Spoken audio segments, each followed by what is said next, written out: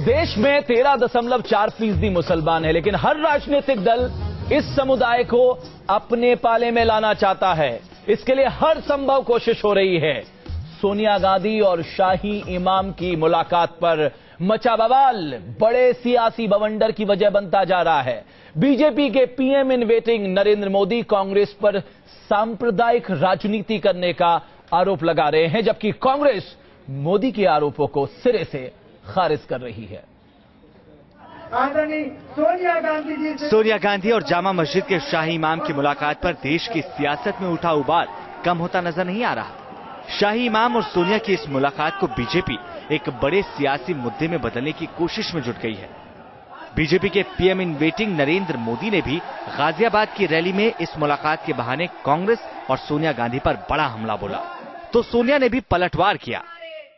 अब उनको लगता है कि उनका खोखला सेक्युलरिज्म का नारा अब देश में कोई लेने वाला नहीं है, कोई उसको तवज्जो देने वाला नहीं है। इसलिए पराजय के कगार पर खड़ी हुई कांग्रेस, स्वयं कांग्रेस पार्टी की नेता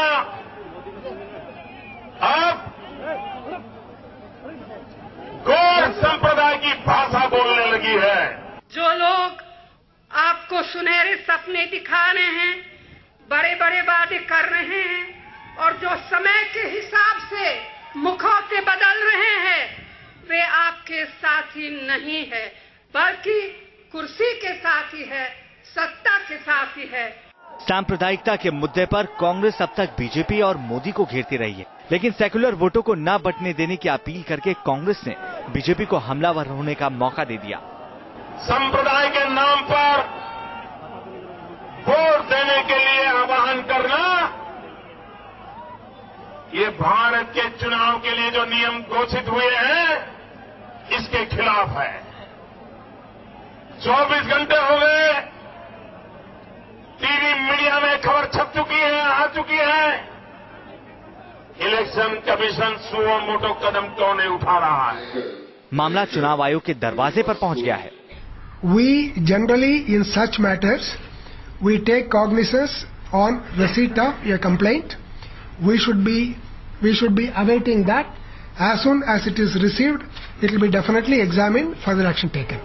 बीजेपी भले ही इल्जाम लगाए, लेकिन कांग्रेस को मुलाकात में कोई बुराई नजर नहीं आती।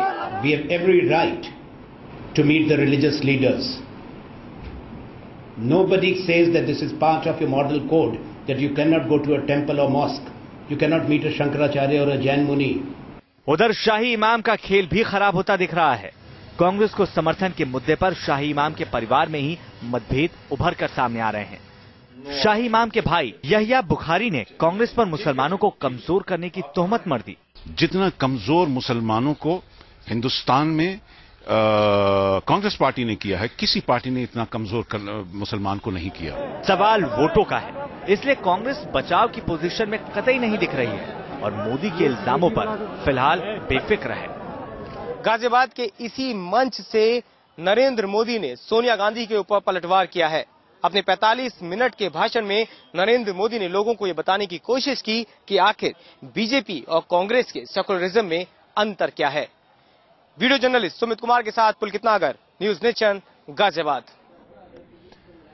तो ये है राजनीति की वो सियासत जहां मुस्लिम को वोट बैंक के तौर पे देखा जाता है, और यही कारण है ज्यादातर राजनीतिक दल इस समुदाय को अपनी ओर खींचने में कोई कोर कसर बाकी नहीं छोड़ना चाहते। हर राजनीतिक दल चाहता है इस तबके को अपने पक्ष में लाया जाए, लेकिन सवाल यह है कि देश का मुसलमान किन मुद्दों पे वोट देगा, किस पार्टी को वोट देगा। मेरे साथ चर्चा करने के लिए खास मेहमान जुड़ चुके हैं। मेरे साथ भारतीय जनता पार्टी से जुड़ेंगे सोनकर शास्त्री साहब, मेरे साथ कांग्रेस नेता मुकेश नायक साहब जुड़ेंगे, समाजवादी पार्टी के नेता जफर अमीन साहब मेरे साथ जुड़ेंगे, वरिष्ठ पत्रकार उर्मिलेश जी हमारे साथ जुड़ेंगे। जफर अमीन साहब, मेरा पहला सवाल आपसे, शाही इमाम कुछ दिनों पहले आपके बहुत नजदीक हुआ करते थे, आपने उन्हें मनाने की, अपने पक्ष में लाने की तमाम कोशिश की। सवाल यह है कि क्या शाही इमाम अगर कांग्रेस के लिए वोट की अपील करें, मुस्लिम समुदाय आपको ना देकर कांग्रेस को वोट करेगा? देखिए, शाही इमाम साहब बीजेपी के लिए भी अपील कर चुके हैं जी 2004 में। हर पार्टियों के करीब हालात के हिसाब से चले जाते हैं। इंडिया शाइनिंग के नाम पर पिछले इलेक्शन में उन्होंने बीजेपी के लिए अपील किया था जी। तो शाही इमाम उनको नहीं, हम इतना जानते हैं कि बुखारी साहब सियासी पार्टी भी एक बार बनाने का ऐलान कर चुके हैं, फिर सियासी पार्टी को खत्म कर चुके हैं जी। हमको सीधा सीधा ये कहना है कि कांग्रेस पार्टी ने मुसलमानों को कभी कुछ नहीं दिया और वो अब ये सहारा करते हैं कि वो बुखारी साहब से मिलके मुसलमान का वोट ले लेंगे जी। तो ये उनकी बहुत बड़ी भूल है, वो वक्त चला गया। मुकेश नायक साहब, बिल्कुल आपकी बात समझ में आ गई मुकेश नायक साहब कि अब मुसलमान इतना शाही इमाम से सर्टिफिकेट चाहिए आपको कि मुस्लिम आपको वोट करे। भाई आपके प्रधानमंत्री कह चुके हैं इस देश की प्राकृतिक संसाधनों में अल्पसंख्यकों का पहला हक है।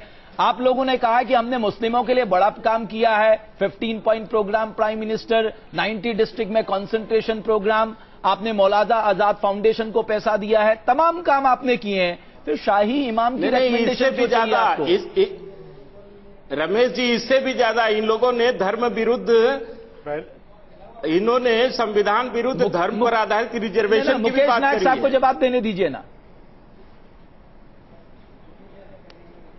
देखिए, मैं सबसे पहले तो ये स्पष्ट कर देना चाहता हूं कि इस बहस को मैं हिंदू और मुस्लिमों में बांट कर नहीं देखता। हमने हमारी पार्टी ने, हमारे नेताओं ने इस देश में कभी ये नहीं किया। वो सदैव पूरे देश के लोगों से ये कहते रहे, सबने मिलकर इस देश को बनाया है। ये देश हम सब लोगों का है और पूरे देश को एक सी दृष्टि से देखने का हमारा स्वभाव है। सुनिए, पूरी बात सुनिए, बीच में काहे बोलते हैं। दूसरी बात, शुरू से इस चुनाव को एक दिशा में ढकेलने की कोशिश हो रही है। आज दो मुद्दे तेजी से देश में उभरे। पहला मुद्दा तो ये उभरा, मोदी जी ने कहा कि ये गुलाब क्रांति है, मांस निर्यात पर उन्होंने प्रहार किया। दूसरा, उन्होंने बिल्कुल सामान्य सी हमारी नेता श्रीमती सोनिया गांधी और इमाम की मुलाकात को एक अलग रूप में पूरे देश के सामने प्रस्तुत कर दिया। ये प्रच्छन्न सांप्रदायिकता है। फतवावादी लोगों बदलकर फतवावादी लोग अगर मिलते हैं तो उसको साधारण मुलाकात कहा जाएगा? ये तो मुसलमानों को फतवा जारी करने वाले लोग जाते हैं, इसलिए बात निकलती है। और उनको आप साधारण मानव कहेंगे? आप तो मांग रहे थे, आप इस चुनाव में श्री राम का नाम नहीं ले रहे, आप राम को तक भूल गए। आप क्या धर्म के बारे में, राजनीति के बारे में चर्चा करोगे? कांग्रेस पार्टी मुद्दों से भटका रही है देश को। महंगाई, भ्रष्टाचार, घोटालों से ध्यान हटाने के लिए सांप्रदायिकता का कार्ड खुद खेल रही है। शास्त्री जी, आप 182 तक कैसे पहुंचे? जो आपने 2 से 182 का सफर ले रहे हैं। एमजे अकबर को आपने लिया है जी, तमाम मुसलमानों को पार्टी में ले रहे हैं मोदी के। लेकिन हम पुष्टिकरण के लिए नहीं ले रहे हैं, बरी नहीं है, हम योग्यता के आधार पर ले रहे हैं। वोट पाने के लिए जो क्या साबिर अली योगी नहीं थे? बरी नहीं है उससे।